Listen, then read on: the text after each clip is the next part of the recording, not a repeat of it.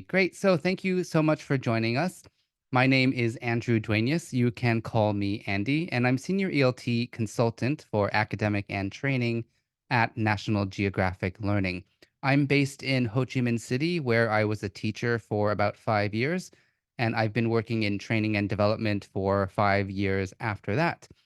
Before coming to Ho Chi Minh City, I was a teacher in South Korea, so I've had a lot of fun working with students of all different ages and in different countries, and I'd like to share with you some of my thoughts about global pronunciation, communicating across borders.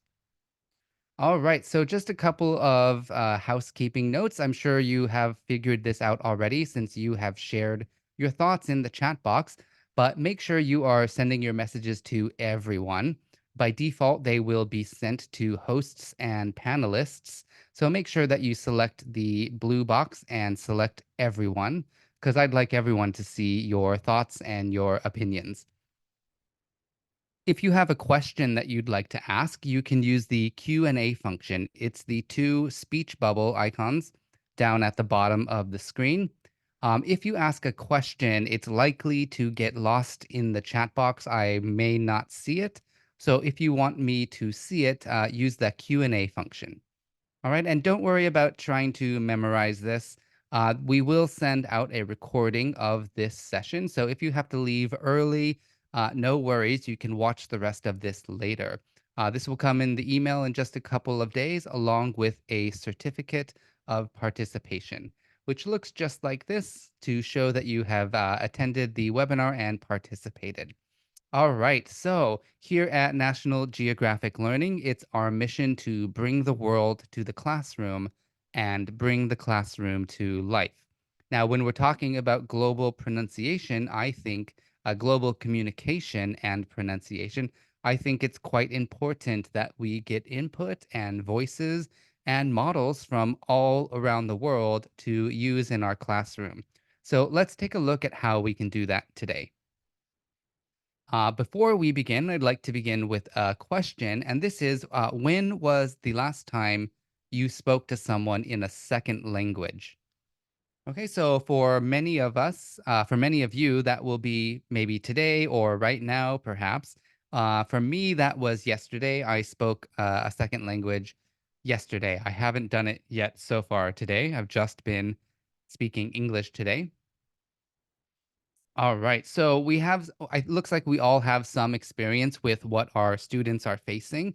That's where I'd like to begin. So remember what it was like at the very beginning when you weren't sure about everything and maybe you were facing a lot of unfamiliar things and you probably spoke with an accent. Now, I think we should address this right away. Everyone has an accent. There's no denying it or getting around it, but learners and teachers sometimes want to have a particular accent, like RP, received pronunciation, or standard American English, or one of the many varieties of British English. But is that really necessary? To answer that question, let's think about this one. When was the last time you spoke in a lingua franca situation?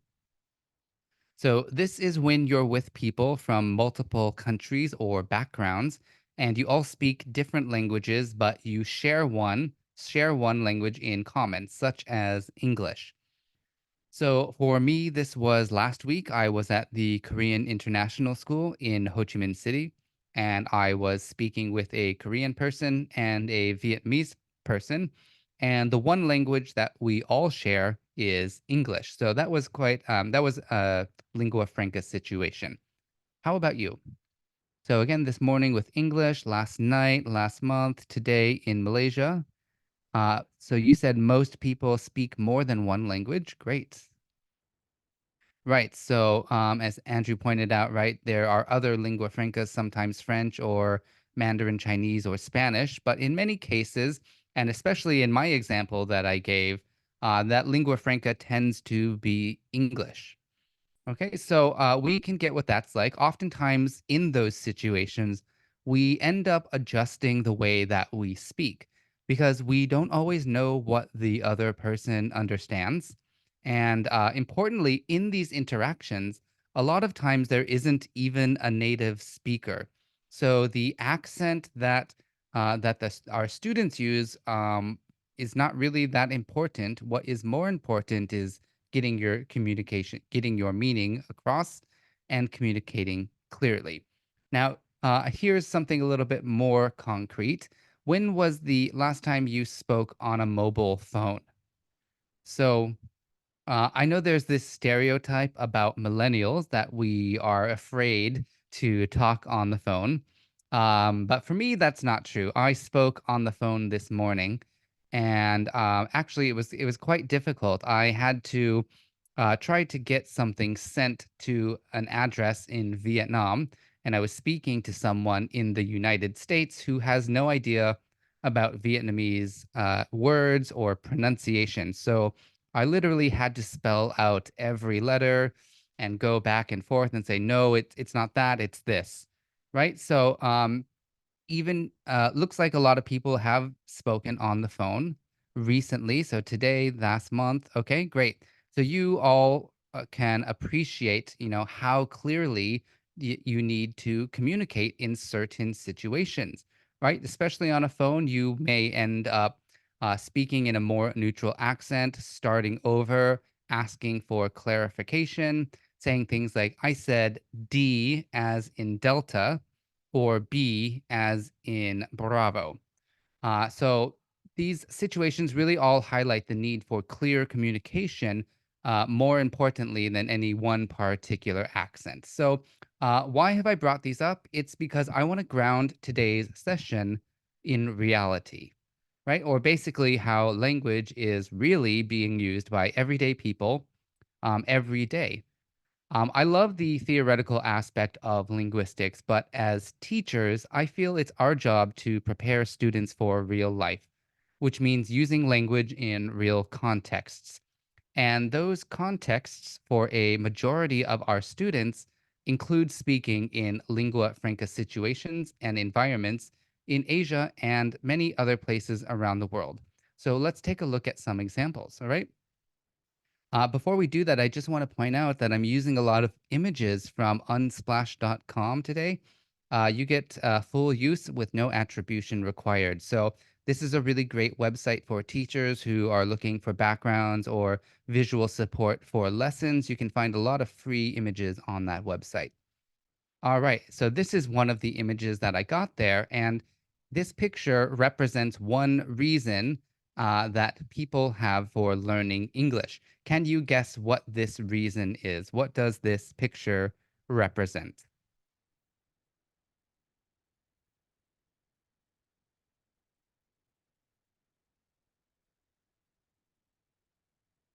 Right. So a lot of people are saying travel and tourism. So that's true.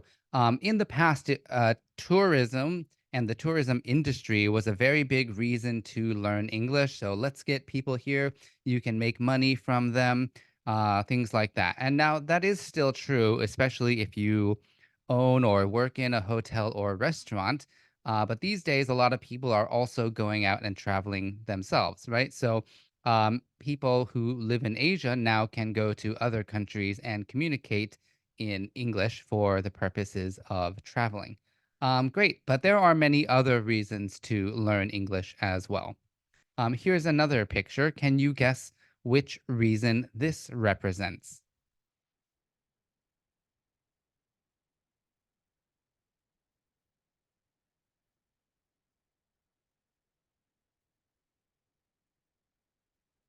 All right. So studying, communication, education, multicultural workplace, and work. Great. So I love this idea about studying and communication, but I want to focus here on this multicultural workplace.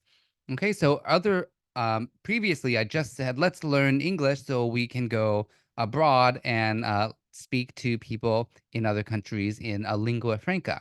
Now especially in Vietnam, English is becoming quite an important language within Vietnam. So, according to this website, there are more than 33,000 foreign companies operating in Vietnam, and the majority of them come from Japan, South Korea, and Singapore, and some other places. So, a lot of other people from Asia are coming into Vietnam to work.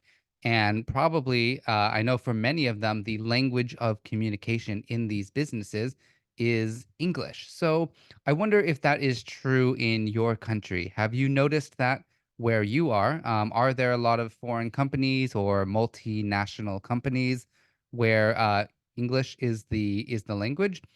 This really means that our Vietnamese graduates are may end up speaking English in the workplace without even leaving Vietnam. And that might be true in some other Asian countries as well. I found an organization called FORCA. They represent the interests of 15,000 foreign invested companies in South Korea.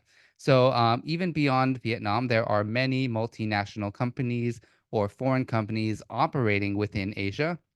And it's very likely that the language of work will be in English. So on top of that, there is another reason to use English. These are the top locations for Vietnamese workers abroad. So a lot of people from Vietnam are going out to work. So not for tourism, they're going out to work. Can you guess which countries are the which places are the top destinations for Vietnamese workers? All right, so we got one guess as Japan, USA, Japan. All right. So a lot of people are guessing Japan. All right. So let's see what they are according to this website. So Japan was the first listed one. South Korea is the next most popular. After that is Taipei and then Malaysia. So the top four destinations, um, or the top four locations are all places in Asia where it's likely that English is going to be a lingua franca language in these situations. Okay, after that, locations in the Middle East are quite popular destinations for Vietnamese workers, and then after that, all of the countries in Europe, not just one country, but there are many countries. So there are quite a few reasons why Vietnamese and further people in Asia would want to learn English beyond tourism.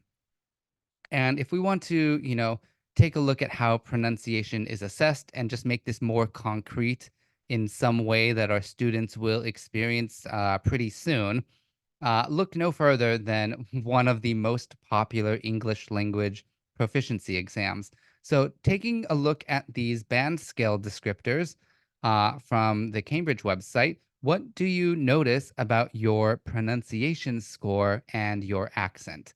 So, we can start by looking at bands 8 and band 9. What do you notice? Oops, I'm sorry. What do you notice about your accent and your proficiency score in pronunciation?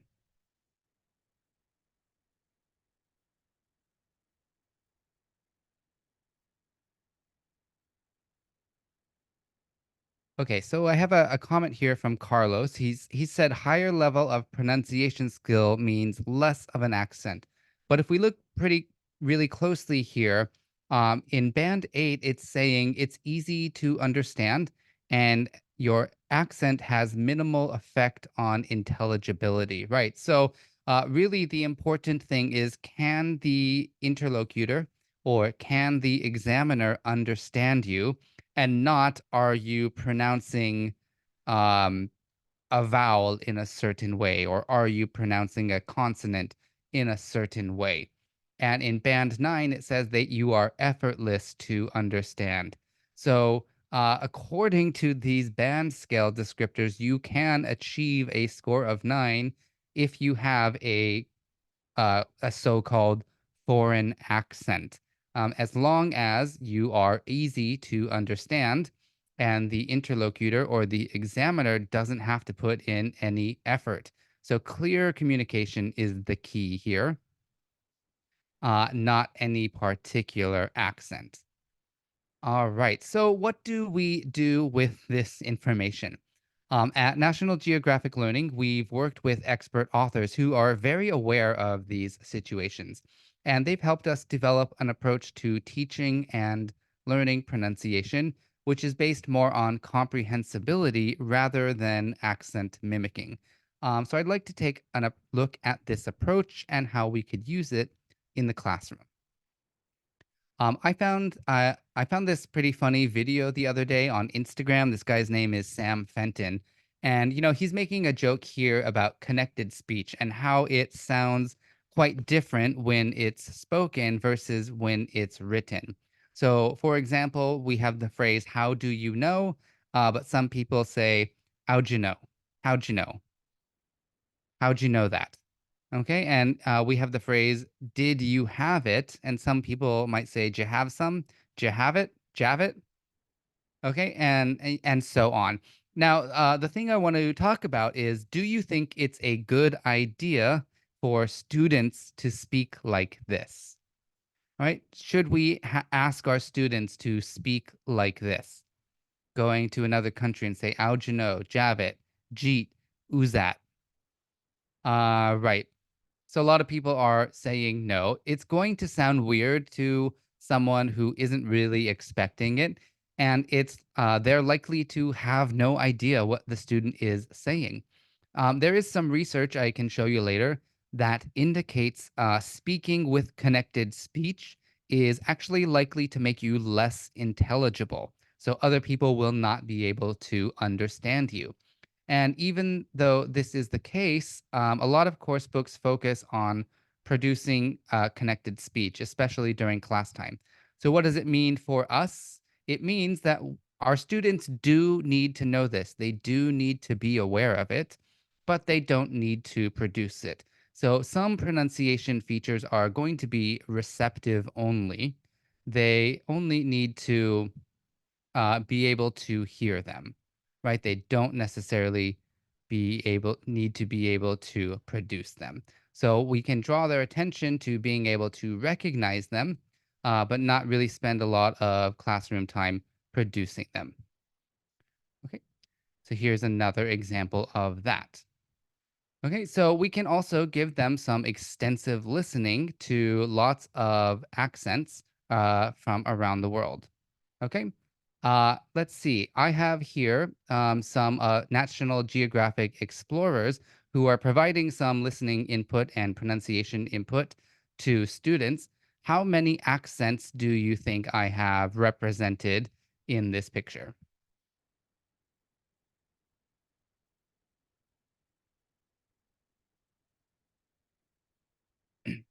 All right, so I don't know the exact number because they are from a lot of different places, but we have four people from the USA. That might be one standard accent or four different American accents. We have one person from the United Kingdom, one from Canada, Germany, India, Ecuador, Philippines, Italy, Brazil, Egypt, and one person from a lot of places. So we can give them a mix of input of different kinds of accents, both first language speakers and second language speakers, to hear all the different ways that certain phonemes might be pronounced. All right, so I've talked a lot so far about listening and receiving pronunciation. Let's start talking. So, there are actually some specific sounds in English that are more important to intelligibility. One of those examples is the contrast between voiced and unvoiced consonants, especially aspirated and unaspirated consonants. So, not only do voiced and unvoiced consonants form a large number of minimal pairs, but aspiration, when not applied, or a lack of aspiration, can also make a voiced consonant sound like its unvoiced counterpart, which may lead to some confusion. So, one approach that we can take is to, first of all, make students aware of this distinction. And as you can see, there is a pretty clear and simple description provided to students in the textbook. Okay. Another thing that we can do is to practice some of these. And how can we practice? Again, there are some really good examples in the course book. I like ones that have some sort of physical or audio feedback that makes it really easy for the students to see or hear.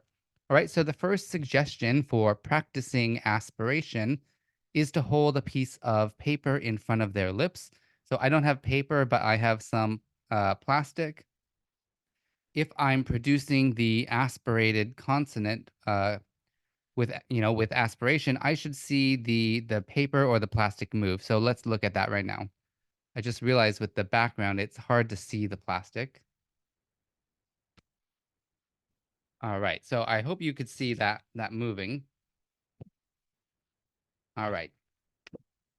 So if you're doing that in classroom, the students will be able to see the paper move, uh, you know, immediately. Okay.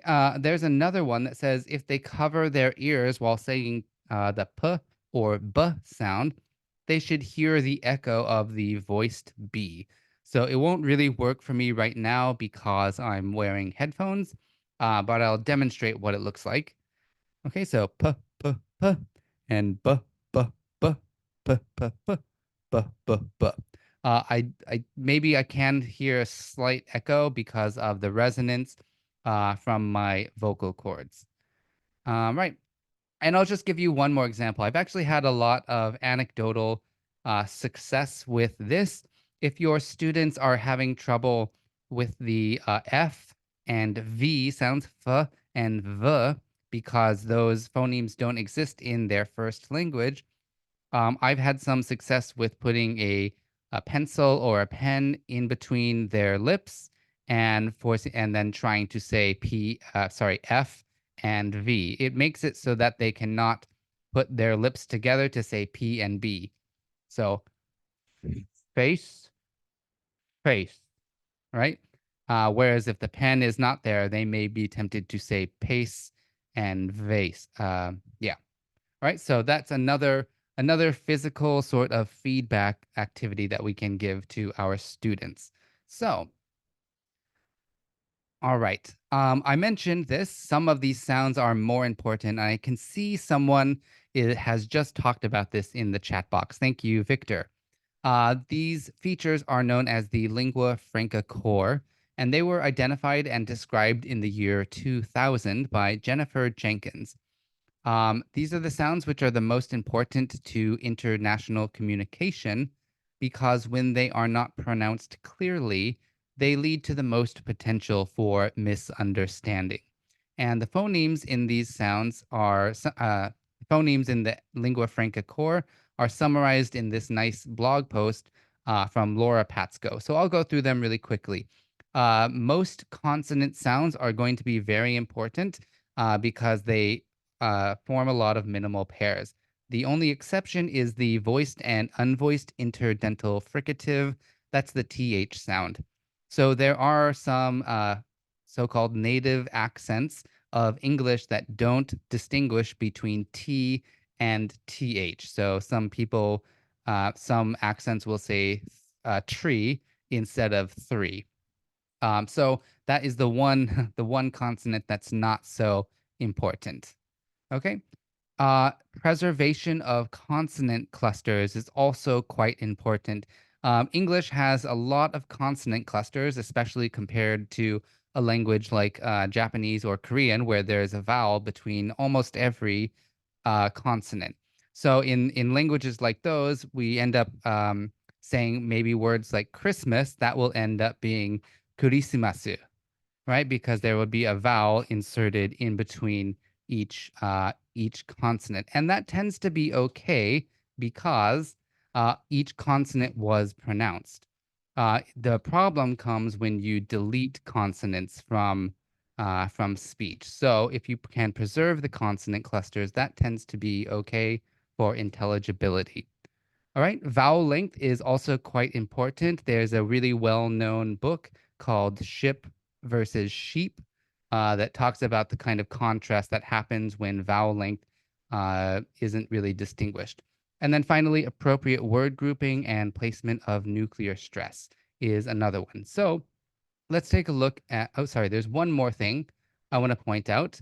If you've ever studied a foreign language, you'll know that sometimes it's just really hard to make certain sounds if you're not used to it. So, um, our students need to have some strategy for what to do when there is no, when they can't really produce the sound and it does lead to a miscommunication. All right, so we can give them some communication skills, strategies, and functional language to use. So when they are not saying the sound correctly, they might want to explain it or give examples. So one example is, I was in Italy a long time ago, and I was trying to order this really nice dessert, which is espresso on top of ice cream, and it's called affogato. It's affogato, and apparently it sounds a lot like the word for lawyer, which is avocado. And then also that kind of sounds like the fruit avocado. So when I was in this restaurant asking for affogato and I wasn't really pronouncing it clearly, the guy was looking at me weird, thinking that I was asking for a lawyer or an avocado, which he did not sell at the restaurant. So rather than just give up or get flustered, I had to explain, no, I want ice cream on espresso on top of ice cream. So focusing on the lingua franca core, in addition to communication skills, can help our students communicate clearly across borders. All right. So here's these citations I mentioned earlier. If you'd like to take a screenshot, you can go search up all these citations and get some good reading. The two that I suggest are in the middle here: Jennifer Jenkins, that's the year 2000. And then after that is Kishkoviak, that's Merrick Kishkoviak. He's one of the authors of the Voices course book. So you can read about some of the research that he's done. Okay, so let's look at practicing some of these phonemes. All right. I want to take a look how we can do it in class. Minimal pair exercises are a common practice method. So I appreciate all the extra worksheets that are included with the Voices course book. Of course, it's pretty easy to make this yourself as a teacher, but if you are pressed for time, it's always just nice to have a worksheet pre-made and ready to go. So how does this kind of activity work? It's essentially an information gap where one student has some information and another student needs to get that information. If the student pronounces the phoneme clearly, then the other student will get the correct information. But if the pronunciation is not clear, the other student will not get the correct information. So let's try it now. I'm going to tell you a street that I'm going down, and I'd like you to tell me which building that I'm walking into. All right, are you ready? So first, on my day out, I'm going to Chop Street. I'll be on Chop Street.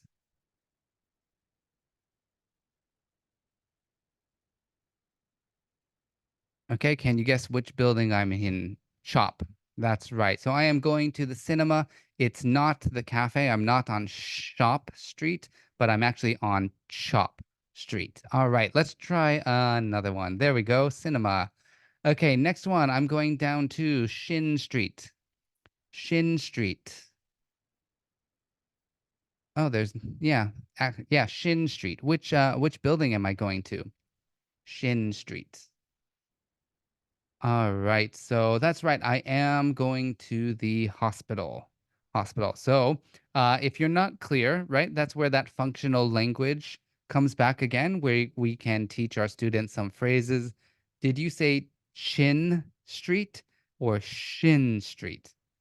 And I say, "Oh, I said Shin Street." That's right, I'm at the hospital. And let's try one more. I'm going to go walk over to Shore Street now. I'm going to Shore Street. All right. It looks like everyone got that. It's this one's not clear because I might be going to the restaurant or I might be going to the bookshop. So this is a really fun activity. It's easy to prepare. Some of these materials are already made, but if you want to make something for a different set of phonemes, it's quite easy to do this as well. Okay. Now I want to think a little bit more practically. Sometimes we have students who are not so motivated or they're not really engaged and they're just going to say yes to the answer because they don't really care what happens. So in that case, I like to have students work in groups of maybe 3 or 4, as we see here. All right, so in this activity, maybe I'll have my first student here, the guy on the top left. Let's call him John. He picks a card and he says out loud, sad, sad. And his partner, the girl in the top right, she's going to pick the matching card. And she says, okay, I got sad, sad. Okay, and of course, John's not really engaged in class, so he's just going to say, yes, that's correct. Next, let's go.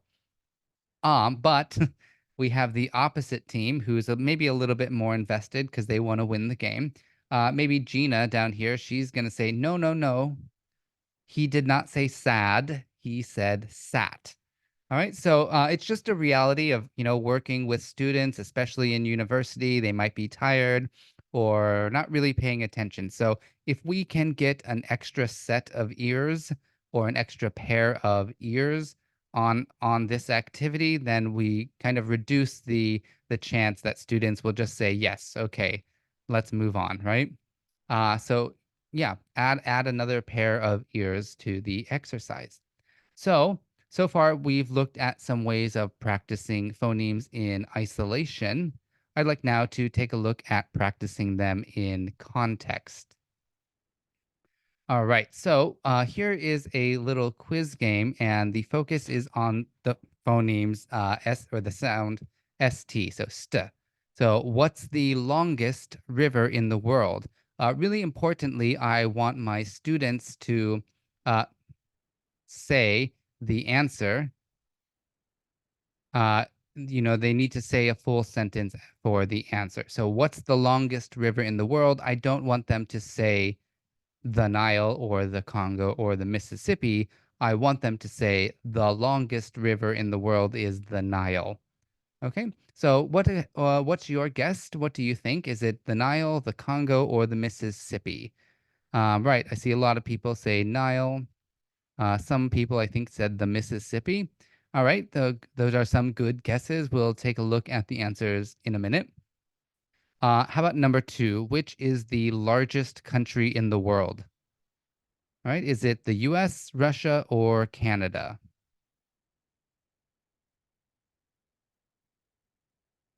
All right. So some people are saying B. Okay, so it's great. I'm sure you're on a computer in a webinar. You can just type B, but make sure you're saying out loud the largest country in the world is Russia or the US or Canada.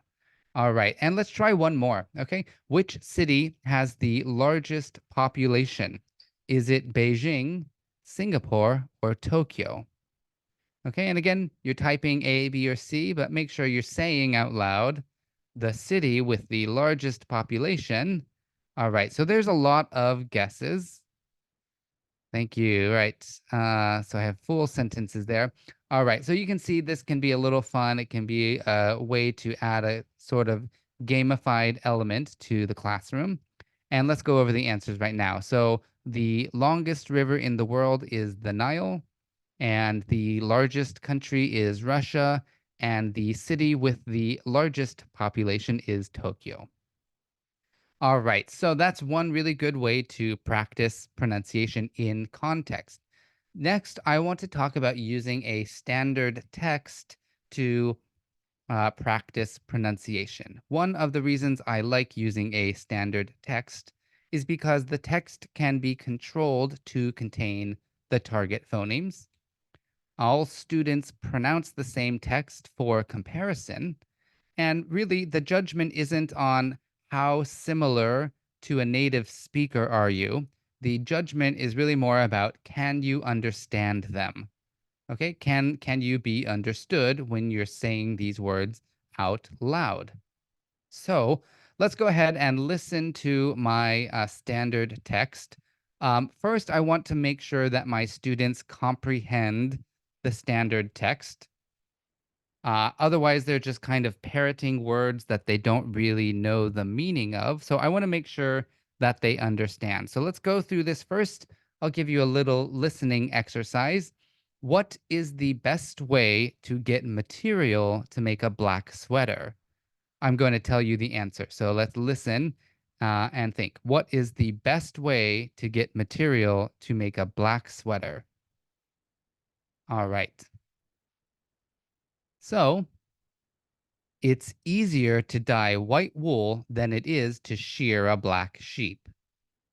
After all, you never know how much waste material is going to be left over. And when the material is as rare as naturally black wool, it's best to waste as little as possible. That's why crocheters, knitters, sewers, and wool lovers alike need to make sure to choose the most economic type of wool when crafting black sweaters. If you're fortunate enough to have several black sheep, then feel free to shear as much as you'd like, or perhaps even share some of that luxurious wool. All right, so what do you think? What is the best way to get material to make a black sweater according to the text?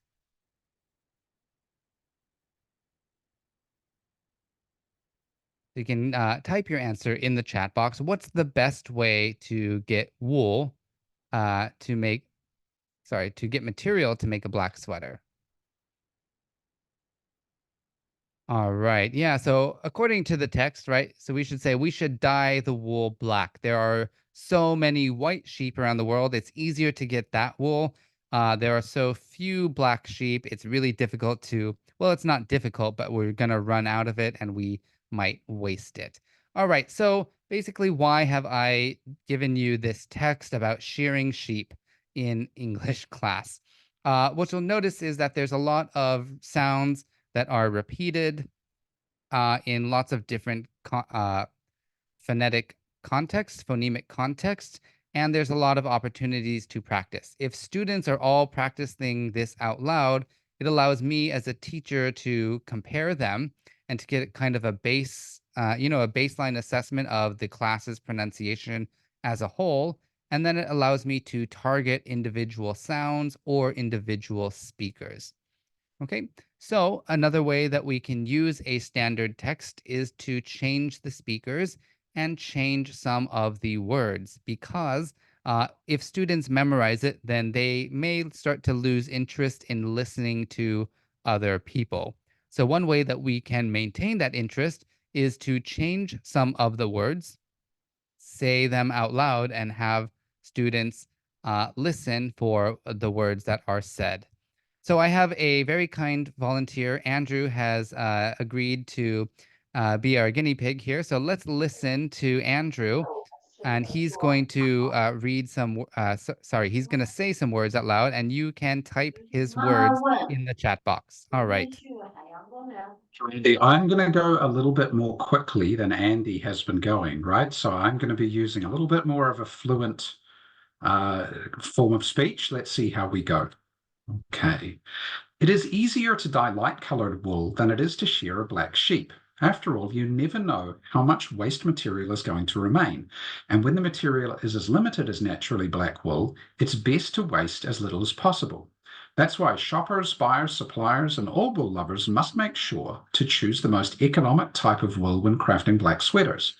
If you are lucky enough to have several black sheep, then feel free to use up as much as you like, or perhaps even give me some of that luxurious wool.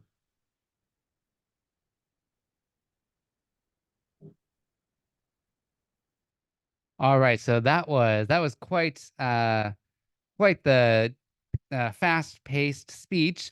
Did you get any of those words that he said? All right. So, right, white-colored wool or light-colored wool, got them all. Great. Remain naturally suppliers. Amazing pronunciations. Well, if by amazing you think it's clear and you can understand, then yes. So thank you, Andrew, for that. Let's give him a round of applause. Very One nice. one I noticed, Andy, is some people have said white. Mm-hmm. It is easier to dye white colored wool, but I didn't actually say white, did I? Oh, I yeah, said that's it's right. easier to dye light colored wool. That's right. Hmm. Yeah. So yeah, so this is examples that Andy is showing of how these things can come up. So thanks, Andy. A good example. Yeah. Thanks, Andrew. All right. So great. That's fun. So let's take a look at the benefits of, using this text. What else can we do with a standard text? So in unit 1 of the course book, you can see that the pronunciation focus is on the ch and j sounds, and then ch and sh sounds. And if we look at the text, we see a lot of those sounds are included already. So sheer, sheep, much, naturally, sure, choose, fortunate, sheer, and share. You'll see I did change some of the words because the original text didn't have the j sound. So I can change it to say it's hard to judge. It's hard to judge how much waste material is going to be left over. It used to say you never know how much waste material. So, again, with a kind of standard text like this, you can change it to include the phonemes that you want. And you'll notice down here, luxurious wool. That's a related phoneme that's not really in the focus of this unit, but it is related. So I've included it, the zh sound. All right. So in unit 2, then we see that the pronunciation focus is on nt, like don't and doesn't, as well as R and L sounds. So again, I can change the text. You don't know how much waste material is going to be left over, and it doesn't make sense to waste a lot. So I can include the pronunciation focus in this text. And of course, this one talking about wool, there are many, many instances of L sounds, and then many instances of R sounds as well. Okay, so how did I come up with this? I have to admit, it came to me in a dream. Um, I did have some strange dream about shearing sheep that I was telling my friends about, and I thought to myself, "Oh, shear a black sheep. That's kind of fun to say. That's a little difficult to say." And then I went down a rabbit hole and came up with this text. Now, if you're a normal person who doesn't get their teaching ideas from their dreams, fear not. There are many other places where you can get standard texts for pronunciation practice. One of them, of course, is probably going to be the course materials that you are using. So, this is the reading text from Unit 1 of the elementary level of voices. And I can see here within this text, if I had my students read it out loud, they would get some exposure to the target phonemes. So that isn't the real me. When I'm sad, I don't post this on social media, and social media friends aren't real friends. So those are, of course, the target sounds for the pronunciation in this unit, and that's not an accident. Um, Again, I have to say, the expert authors have very carefully laid out this pronunciation syllabus. Sometimes in other course books that I've used as a teacher before, it seemed like there wasn't really any organization to the pronunciation materials at all. But again, the authors have very carefully laid out certain focuses on pronunciation based on the target language. So the target language is related to the pronunciation focus, which means you'll be able to find examples of this unit's pronunciation focus within the materials itself, yeah.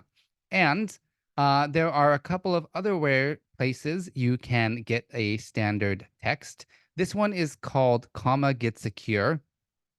I got this from the International Dialects of English Archive. That's dialectsarchive.com.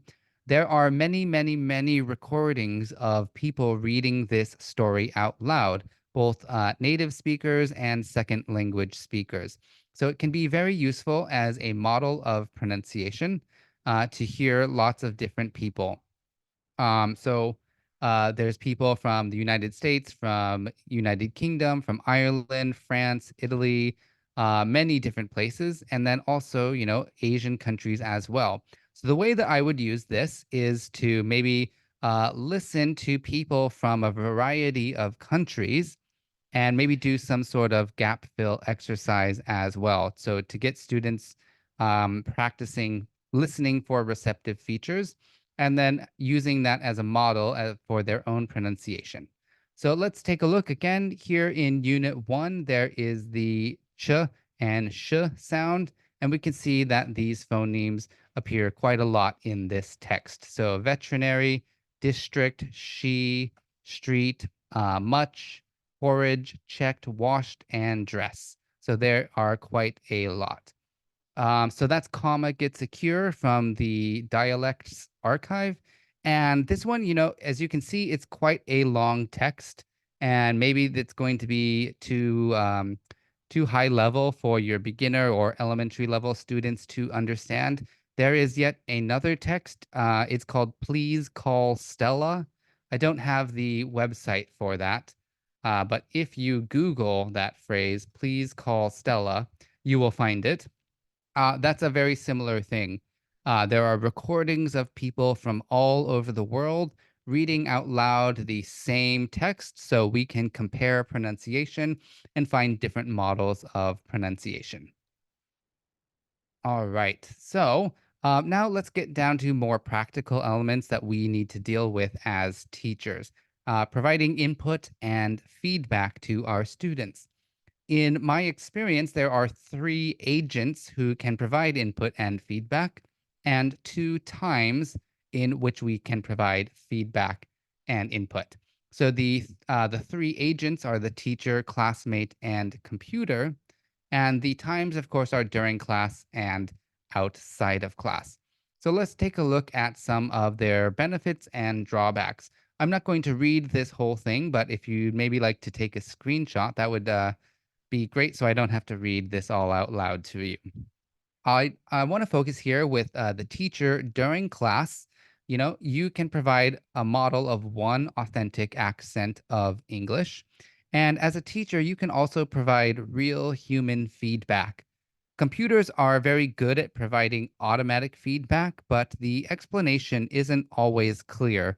And if the student has a question, it can be very difficult to ask the computer to elaborate. So that's one of the differences between using teacher and computer feedback. Classmates can also give feedback, but it might not be accurate. That's just one thing to consider. If we want to do this sort of input and practice outside of class, well, you could record yourself talking and have your students listen to that outside of class. And if your students practice outside of class, you need some way to collect all of those audio files from your students so that you can listen and give them feedback. All right. So here's one quick way that students can start to practice outside of class, and that's by using dictation software. Dictation software can help students see where they are pronouncing consonants and consonant clusters correctly. So let's take a look here.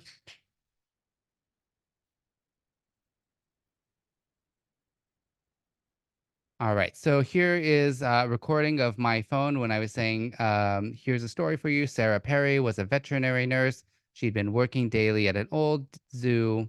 I've lost it already. All right. So this can be quite good at detecting consonant clusters, especially this part here, superb private practice. If I had not said superb correctly, it probably would have just ended up as being detected as super, something like that. Okay. And this app is just the Notes app on my iPhone. So if you have a smartphone, I'm pretty sure or fairly sure there is some sort of dictation app that's already built in, and that's great for students because they won't need to download anything extra. It's probably just there already. One thing we do need to be careful about is that this software is not perfect. Okay, there are some algorithms that predict what was probably said, not exactly what it was said. So it can be a guide, but it is not the same as a human ear.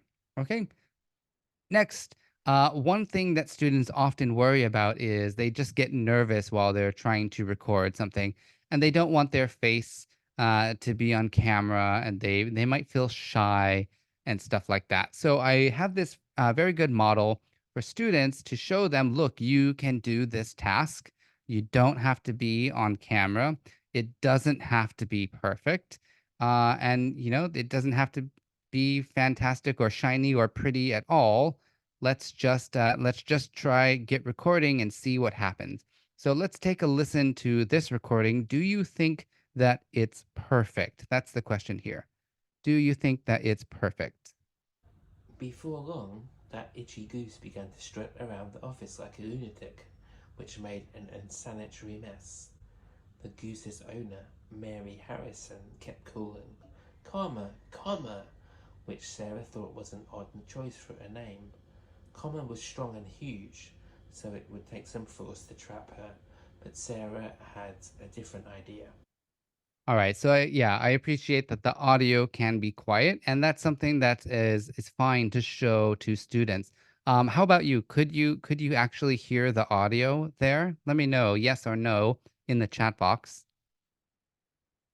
Yeah, okay, great. So yeah, it's not as loud as me. I'm quite emphatic and enthusiastic when I talk on camera. But I don't need my students to do that. They're not running a webinar. They're just sitting in their home practicing pronunciation. And we have some comments here like, oh, it's not very clear. It's a little quiet. And that's really great. We just need to show them first, yes, you can do it. Don't be afraid. Have that confidence, and then, of course, I'm going to focus my feedback on, certain parts of pronunciation that I want to give them, and probably ignore most of the comments that I have about audio. Um, and of course, I'll need to tell them speak loudly so I can hear it. But the point is to show them it doesn't have to be perfect. It doesn't have to be pretty. Just try your best. Before All right. So now the question is, how do we collect this audio feedback, these audio files from our students so that we can give them feedback? Right. The easiest way or the most straightforward way is to email them. But if you're sending emails and audio files, your inbox is going to get full very quickly. So here's one website called Flipgrid. It makes it easy for students to submit videos to the teacher. Students can view at each other's videos. They can comment on each other's videos. And most of all, everything is in one place. So that's Flipgrid. I think it's pretty easy to use. It's free to a certain point, but of course, that one is a business, so certain features need to be paid for. There's also something like Dropbox or Google Drive, which could also be used for the same purpose. The last tool that I want to consider for collecting and giving feedback on this kind of stuff is actually Instagram. One of my former colleagues recommended this, and he said it was great. He always did this with his classes for a couple of reasons. First of all, if you're teaching, young adults or university age students, they probably already have Instagram on their phone. So it's right there. They probably already have an account.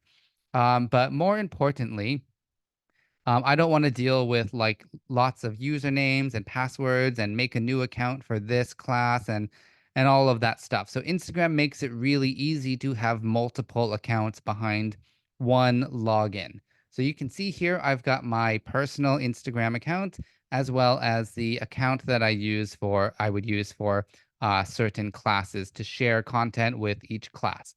Okay. And of course, the students can do the same thing. They log in one time and then never log out, but then they switch between their different accounts, their personal account and their homework account, right? And this is also really good too, because I'm sure students don't really want to share all of their personal lives with their teacher. So this gives them, the privacy that they need. They don't have to share their personal life with their teacher or their other classmates, but they can still participate in these class activities, especially using the kind of tools in Instagram which make adding, filters and stickers and all those things that people like to do on social media. And of course, as a teacher, I have access to all of my students' Instagram posts, and I can see them. I can view them again on my own time. They're there in one place. I'm not having to use any of my email storage for things like that as well. All right. So that can be a fun way to get everyone involved. So to summarize the session today, I've talked about an approach to teaching and learning pronunciation. This approach is informed by theory, but grounded in reality. That reality is that students need to speak to and understand people with various accents and from various backgrounds. And our approach here is mostly to focus on clear pronunciation of the core phonemes.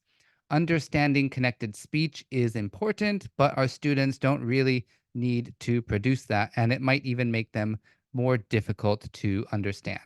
And finally, when we're thinking about how to practice and give feedback on pronunciation synchronously and asynchronously, we need to think about how we can utilize technology to gather all of the video and audio files for us to listen. So I've given you some tips for that. So thanks very much for your attention there.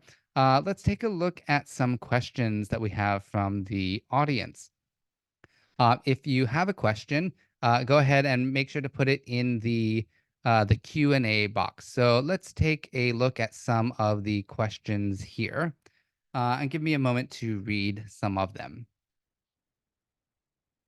Okay, so many of my adult students can't reduce their accent and sound unrecognizable because L1 influence. Nothing helps. They forget pronunciation of particular words after drilling and multiple repetition. Seems like without their commitment, it's impossible to change.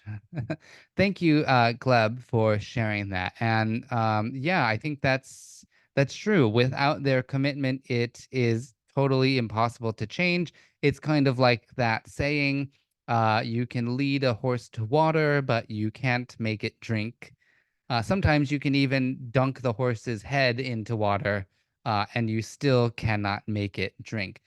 So I think for your learners there, without knowing anything about them, it's time, you know, sorry, it would be useful to think about what is going to motivate them and what's going to make them care. So are they coming to your class because they are forced to, or are they coming to your class because it's, for um, education purposes? I'm not really sure. Maybe one other piece of advice is to try to find, authentic uses of English. Get them out there in the real world, talking to other, people who speak English. And once they realize that their communication is not successful, they might be motivated. And one simple example is trying to get the espresso on top of ice cream. If they really, really wanted that espresso with ice cream on top, they would practice and say affogato rather than avocado. So, my two pieces of advice are to maybe think about what motivates your students and see if you can find some real opportunities for them to use authentic language. Great. So let's take a look at this one. Sorry, one person in the chat, Amy, has said, all right, Andrew just said, I was showing content from Voices today, and he's just dropped a link in there about the course book. Okay, I'm going to answer another one. How does incorporating the IPA or sounds in pronunciation practice enhance intelligibility in speaking?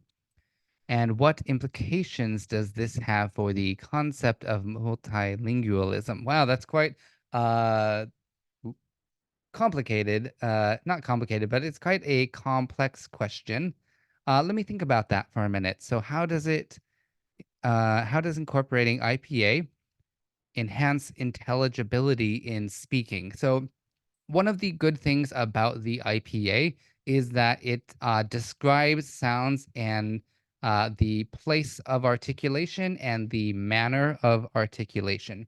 So, what we can do is say, okay, this sound that I want you to produce is the post-alveolar, the alveolar plosive or post-alveolar plosive. So that tells me exactly where I need to put my tongue.